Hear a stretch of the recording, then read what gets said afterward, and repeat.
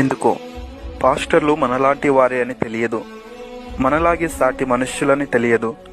వాళ్లకు సమస్యలు ఉంటాయి, వాళ్ళు అలసిపోతారు, వాళ్ళు విసిగిపోతారు, వాళ్ళు డిప్రెషన్కి గురవుతారు, వాళ్ళు ఒంటరితనాన్ని అనుభవిస్తారు.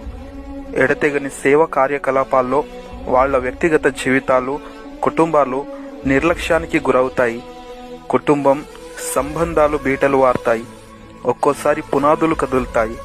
అసలు నువ్వు సేవ చేయడం వల్లనే మేమిలా ఇబ్బందులు పడుతున్నాం అని భార్య పిల్లలు అంటుంటే ఎవరికి చెప్పుకోవాలో తెలియక మదనపడిపోతారు. తగినంత సమయం కుటుంబంతో గడపలేక బాధపడుతుంటారు. సంఘస్థుల విమర్శలు, ఇతర సంఘాల నుంచి వచ్చే వ్యతిరేకతలు, సమాజంలో నుంచి వచ్చే బెదిరింపులు, కుటుంబంలో నుండి వచ్చే ఆర్థిక ఇబ్బందులు, దేహంలో నుండి వచ్చే అనారోగ్య సమస్యలు, బంధువుల నుండి వచ్చే చీదరింపులు, పొరుగువారి నుండి వచ్చే తిరస్కరణలు, మతోన్మాదుల నుండి వచ్చే దూషణలు, విరోధుల నుండి వచ్చే హింసలు, ఇలా ఒకటా రెండా దూర ప్రయాణాలు, సమయ అసమానతల వల్ల ఆరోగ్యం క్షీణించడం. పాస్టర్ భార్య పిల్లలు అనుభవించినంత ఒంటరితనం, క్షోభ మిగతా వారికి ఉండదు.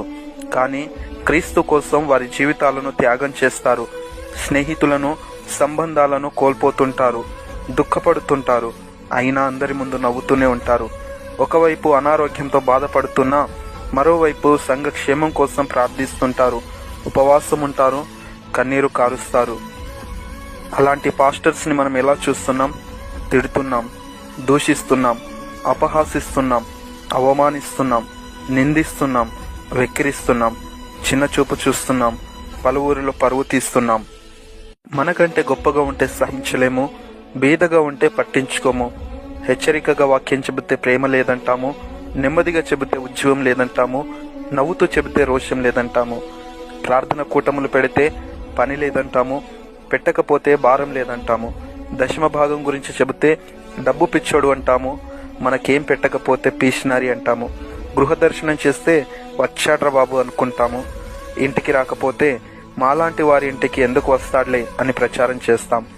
సంఘంలో ఒక స్థానం ఇస్తే నిర్లక్ష్యం చేస్తాం, ఇవ్వకపోతే మందిరం మానేస్తాం, తప్పులు వెతుకుతాం, దుష్ప్రచారం చేస్తాం. కానీ ఏనాడైనా మనం బాగుండాలని కోరుకుంటున్నాడు, ప్రార్థిస్తున్నాడు, ఉపవాసం ఉంటున్నాడు, కన్నీళ్లు పెడుతున్నాడు అని ఆలోచించామా? మంచి భోజనం తింటున్నాడని చూస్తున్నామా? మెరిసే తెల్లచొక్క వెనకాల చిరిగిన వస్త్రం ఉందని గుర్తిస్తున్నామా?